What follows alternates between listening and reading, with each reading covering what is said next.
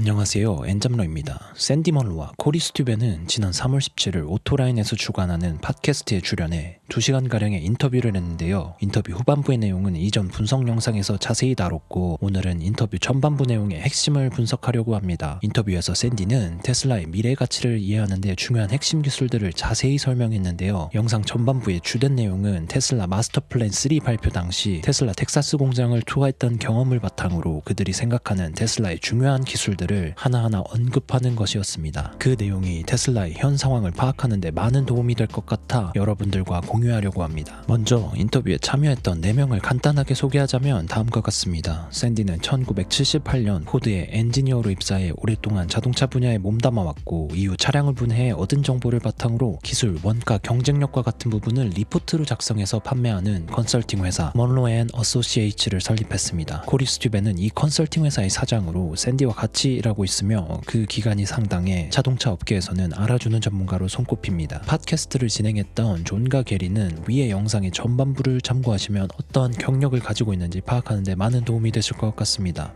일단 존은 영상에서 샌디와 코리에게 텍사스 공장을 둘러본 소감이 어떤지 물어보는데요. 샌디는 이에 공장 투어는 환상적이었고 거기에는 많은 정보들과 앞으로 어떤 혁신적인 기술들이 공개될지에 대한 여러가지 이스터에그가 존재했다고 전했습니다. 또한 그곳에서 같이 공장을 둘러보았던 수많은 자본가들은 그들이 본 것이 어떤 것을 의미하는지 전혀 알지 못했을 것이라고 얘기했습니다. 코리는 그곳에서 우리는 같이 둘러보는 기관 투자자들에게 거의 가이드 역할을 했었다라고 말하며 그만큼 일반인의 시선으로는 캐치하지 못할 많은 기술적인 발전들이 있었다고 얘기했습니다. 그리고 다음과 같이 말합니다.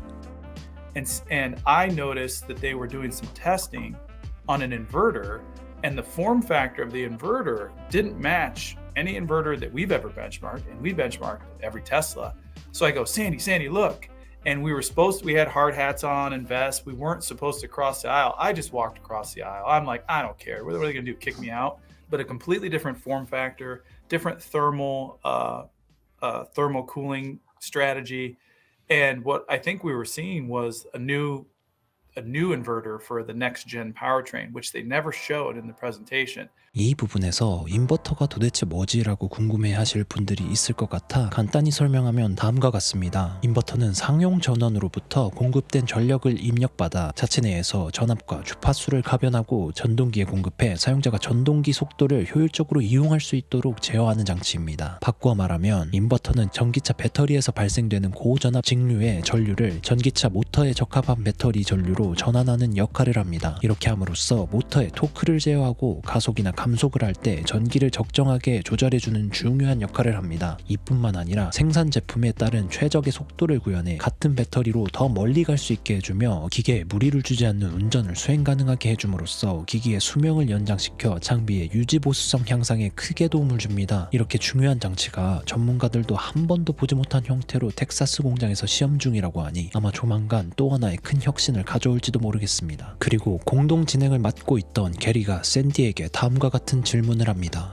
We've all been in lots of factories, okay?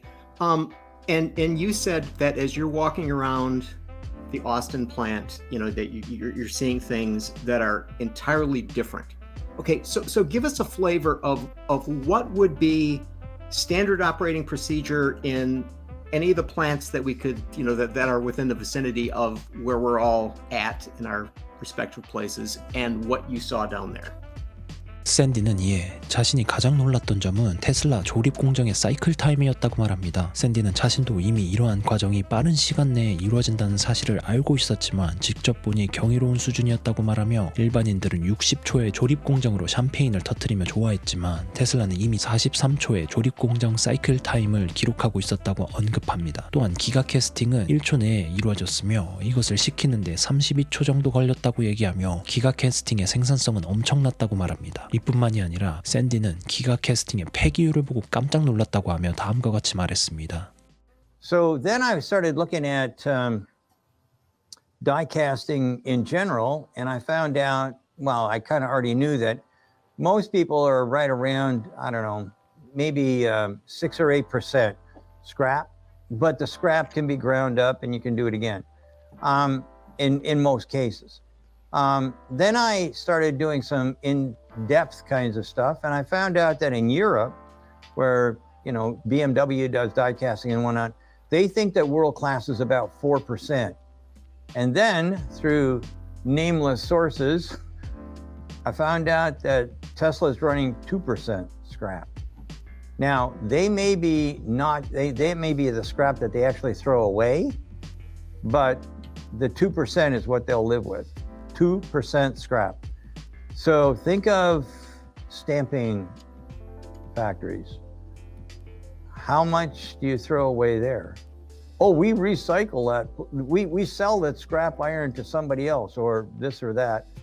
It's scrap. It's awful, and you can't do much with most of it. And if you want to do something with it, you gotta scrub that Pillsbury off the stamping component. And when you guys are ultimately going to want to talk about a $25,000 vehicle, when you're looking at the skateboard basically having around 2% scrap rate, that's going to be pretty hard to beat, and a 43-second cycle time. So.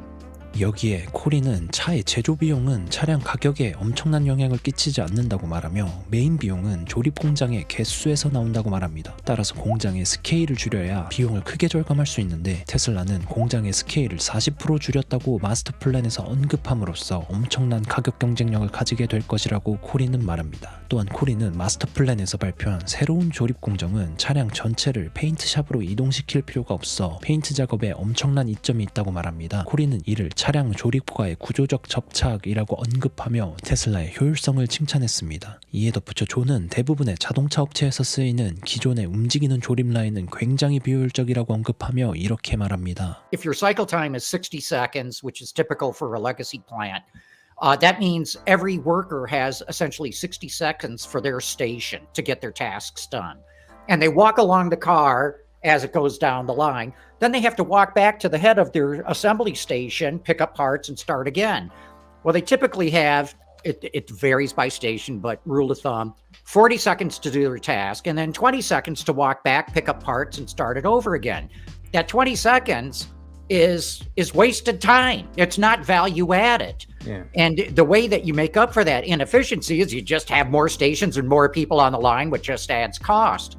So by getting rid of the moving assembly line and essentially designing the car to be assembled as modules that all come together at once at the very end, lets you have, it opens up the modules to being assembled with automation. It allows workers to get around things, not having to lean over, climb in and out of the car and things like that. So, yeah, I think that the savings overall are going to be even greater than what I talked about in my video. 여기에 샌디는 움직이는 조립 라인에서 페인트 작업을 하려면 로봇이 안쪽까지 들어가서 작업을 해야 하는데 테슬라의 새로운 공정은 모듈별로 페인트 작업을 하기 때문에 페인트 로봇이 훨씬 스키니하고 그 결과 옆으로 넓고 거대한 기계로 조립 라인에서 페인트하는 것보다 속도도 훨씬 빠르다고 말합니다. 이에 덧붙여 존은 풀바디를 다루는 기존의 조립 공정 라인은 거대한 자동화 기계를 필요로 하기 때문에 자동차 업체에서는 차량을 처음 디자인할 때 로봇이 들어가서 작업할 공간을 계산하면서 디자인해야 한다고 말하며 이 부분에서 불필요한 공간의 낭비가 발생한다고 말합니다. 그리고 다음과 같이 말합니다. As you guys know, in a typical assembly plant, the paint shop is the most expensive part of the plant. They're typically $300 million or more. Minimum. They're very Yeah. energy intensive. And, so mega savings, by Forget all simplifying that. it. Just Yeah. think. 이에 샌디는 페인트샵의 단순화는 오염 컨트롤에도 용이하다고 언급하는데요. 대부분의 자동차 공장에서는 페인트 잔여물로 인해 발생한 오염 물질을 처리하는데 비용이 많이 드는데 테슬라의 새로운 공정에서는 로봇이 페인트건을 사용해 넓은 부피의 차량 전체에 도포할 필요가 없기 때문에 많은 오염 물질을 배출하지 않는다고 말합니다. 또한 그만큼 로봇의 부피도 작아져 로봇 장비 유지 보수에도 용이해 많은 비용이 절감된다고 설명합니다. 이러한 공정에 대한 이점들과 더불어 샌디는 헤어핀 모터에 대해서도 언급하는데요. 샌디는 테슬라가 이 부분을 프레젠테이션에서 따로 언급하지는 않았지만 자신들이 공장을 투어할 때 보여줬다며 헤어핀 모터의 장점에 대해 설명합니다. 샌디의 말에 따르면 헤어핀 모터는 기존 모터보다 20에서 30% 더 나은 동력을 생산할 수 있고 제조 과정에 완전 자동화가 용이하기 때문에 생산의 15% 이상의 비용을 절감할 수 있어 자동차 가격을 낮추는 데 상당한 상당한 기여를 할 것이라고 언급합니다.